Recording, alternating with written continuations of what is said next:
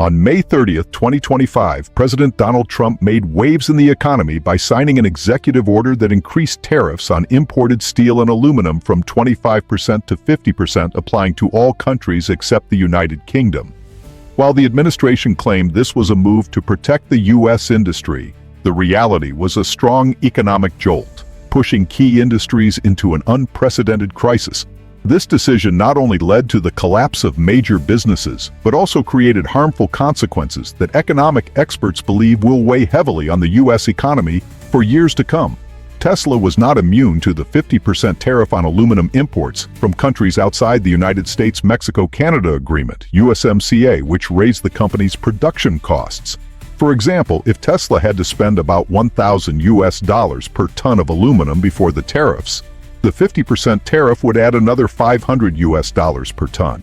This could lead to a rise in production costs for an electric car by $2,000 to $3,000, depending on the vehicle's size and structure.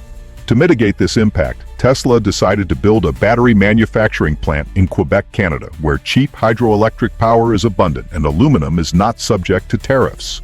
To offset the tariffs, Tesla made the strategic choice to set up operations in Quebec, Canada, which offers some of the lowest-priced hydroelectric power in North America at about $0.03 per kilowatt-hour. This helps Tesla save significantly on energy costs during production. This not only cuts operational costs, but also helps the company maintain its competitiveness in the rapidly growing electric vehicle market.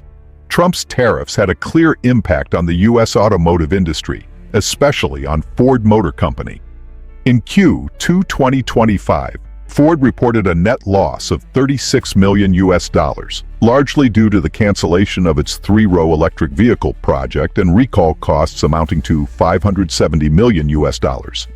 However, the primary cause of the damage was the tariff costs, which were estimated to be around $800 million for Ford in Q2 2025. The steel and aluminum tariffs on imports from Mexico and Canada significantly increased production costs for companies like Ford. To cope with these tariffs, Ford increased the prices of models produced in Mexico, including the Mustang Mach-E, Maverick, and Bronco Sport, by as much as $2,000 per vehicle. However, this price hike didn't fully offset the losses from the tariffs, so Ford decided to shift some production of models and parts to Canada, where energy costs are lower and government tax incentives are available. Similarly to Ford, General Motors (GM) was not spared from the impact of tariffs on aluminum and steel.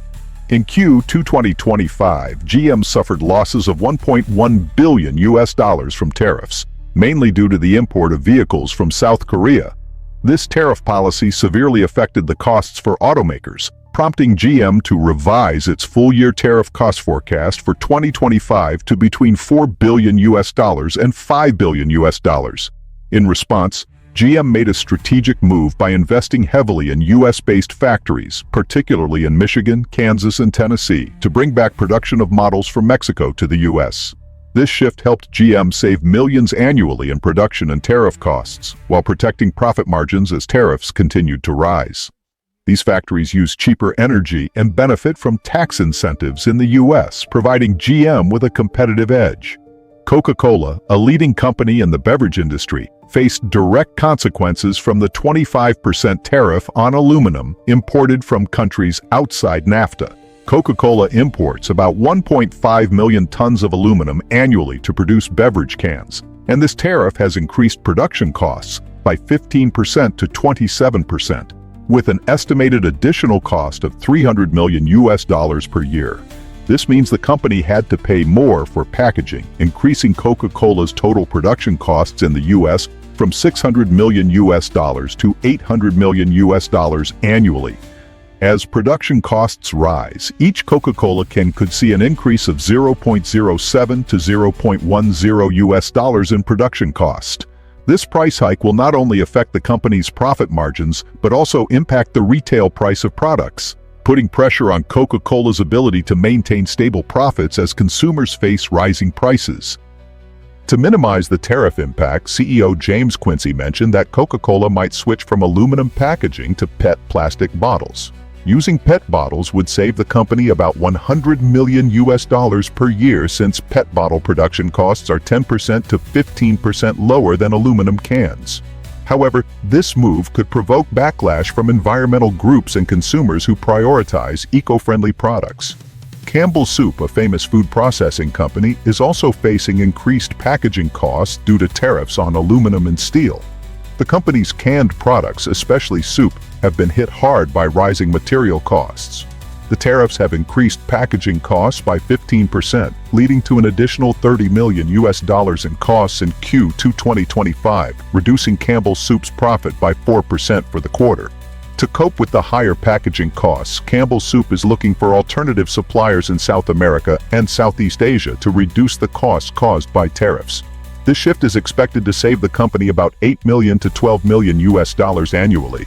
However, the process will take 3 to 6 months to complete, meaning the company will bear higher costs in the short term. For long-term cost savings, Campbell's Soup is exploring the use of cardboard or recycled aluminum packaging instead of pure steel and aluminum. This change could save the company about $15 million annually, although Campbell's Soup would need to invest $50 million upfront to change its technology and production processes. The 50% tariff on steel and aluminum. According to the Consumer Brands Association, a 50% tariff on imported steel and aluminum could increase canned goods prices by 9% to 15%.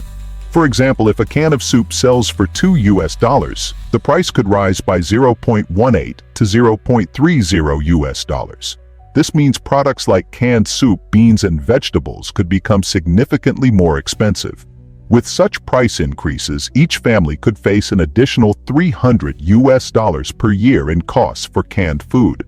If essential items rise by 10% in total spending, a family that spends $50 weekly on canned foods could have to spend an additional $5 per week.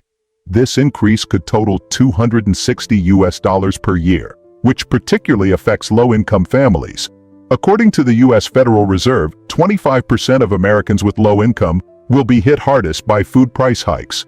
These families, who already spend 40% to 50% of their income on food, will struggle to pay an extra $300 annually for canned goods. This could force them to cut back on non-essential spending such as entertainment, healthcare, or education. Some companies have moved much or all of their production processes to countries with lower costs, like Canada, to take advantage of cheaper energy and tax incentives. However, this has resulted in a reduction in U.S. jobs. About 20,000 jobs in the processed food industry could be lost if companies continue to shift production abroad. If companies continue to shift production overseas, the unemployment rate could rise from 3% to 4%, according to the U.S. Department of Labor. This would reduce consumer purchasing power, especially for those who lose their jobs in the food processing industry. A survey from the U.S. Department of Labor found that each 1% increase in the unemployment rate leads to a 2% to 3% reduction in consumer spending. The increase in tariffs on imported steel and aluminum has sent shockwaves through the U.S. economy. While the administration claims to protect domestic industries, the reality has been higher production costs, shifting production overseas, and rising prices, which are putting consumers in a difficult position. Without urgent measures, this policy could drag the U.S. economy into a recession.